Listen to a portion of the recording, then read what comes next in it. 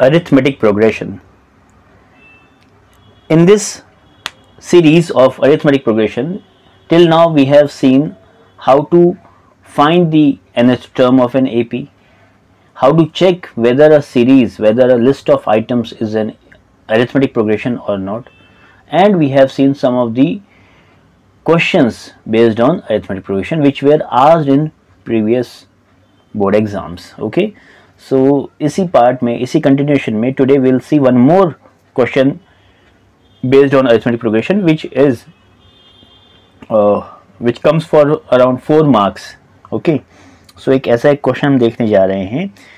Let's see the question. The question is, find the value of A, B and C such that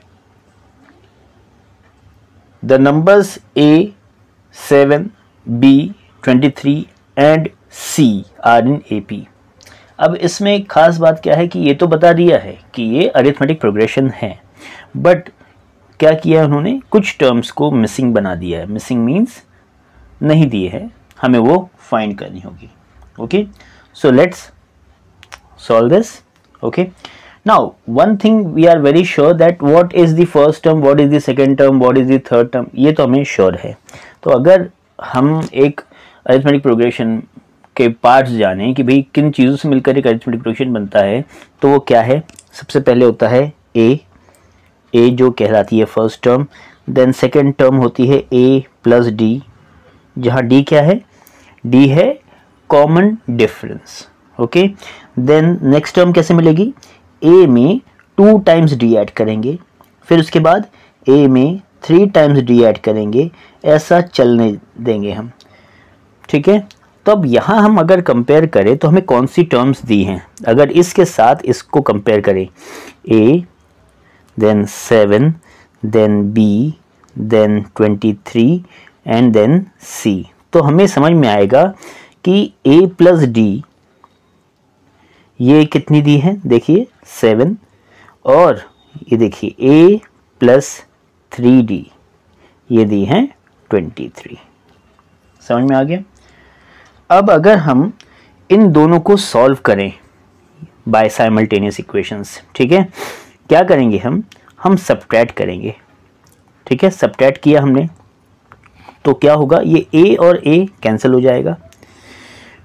d में से 3d minus करेंगे, होता नहीं है but हम करेंगे तो क्या आंसर आएगा, -2d और 7 माइनस 23 हमारे पास मिलता है 16 -16. ठीक है, so 2d equals to -16, minus minus cancel हो जाए तो हमें मिलेगा 2d इक्वल्स टू 16, और अगर डिवाइड बाय 2 कर दे तो हमें मिलेगा d इक्वल्स टू 8. बस हमारा काम बन गया, क्योंकि d मिल गया हमें. d क्या है, कॉमन डिफरेंस है जो कि रिलेट करता है इन सबको. ठीक है, तो हमें पता चल गया कि a प्लस डी क्या है, 7 है. ठीक है, यहाँ हम लिखते हैं कि a प्लस डी है 7, बट d तो 8 आ गया है, यानी a plus 8 is 7. So a क्या हो जाएगा, 8 को हम उधर भेज देंगे, 7 माइनस 8, सो a आ गया हमारा 7 माइनस 8 -1. ठीक है, तो इससे हमें क्या मिल गया, पहला मिल गया है a इक्वल्स टू -1. अब देखिए b क्या है, b है a प्लस 2d, b है a प्लस 2d, तो b क्या हो जाएगा, a है -1 प्लस d है 8, सो 2 इंटू 8, सो b हो जाएगा, देखिए b हो जाएगा -1 प्लस 16, -1 प्लस 16 मतलब b हो गया 15. क्लियर हुआ.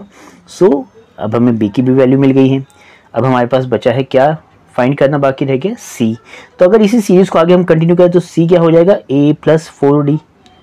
ठीक है, तो a प्लस 4d है c हमारा, so a plus 4d equals to c. a क्या है, देखिए a क्या है, a is -1 plus 4 into d is 8 is c, -1 plus 8 4 ज़ा 32 इक्वल्स टू c. ओके, तो सी क्या हो जाएगा, सी हो जाएगा 31। सो हमने डी की मदद से ए फाइंड किया और उसके बाद हमने बी और सी भी फाइंड कर लिया। सो ये जो क्वेश्चन है ये LAQ यानी लॉन्ग आंसर टाइप क्वेश्चंस में आता है और ये आता है अराउंड 4 मार्क्स के लिए। आपको स्टेप्स देखकर लग रहा होगा कि भाई ये इतना छोटा सा क्वेश्चन 4 मार्क्स के लिए कैसे आ सकता है, बट ये 4 मार्क्स के लिए पूछा गया है प्रीवियस ईयर एग्ज़ाम में। ओके, सो होप ये जो पार्ट है, ये कॉन्सेप्ट ये क्लियर हुआ है आपको। और इसी तरह के और भी क्वेश्चंस जो बोर्ड एग्ज़ाम में डिस्कस हुए हैं, जो पूछे गए हैं, उन्हें हम यहाँ डिस्कस करेंगे। इन केस अगर आपके पास कोई क्वेरी है, कोई क्वेश्चन है जिसे आप यहाँ डिस्कस करना चाहते हैं, तो please send in comment section. Okay, so here will stop, take care.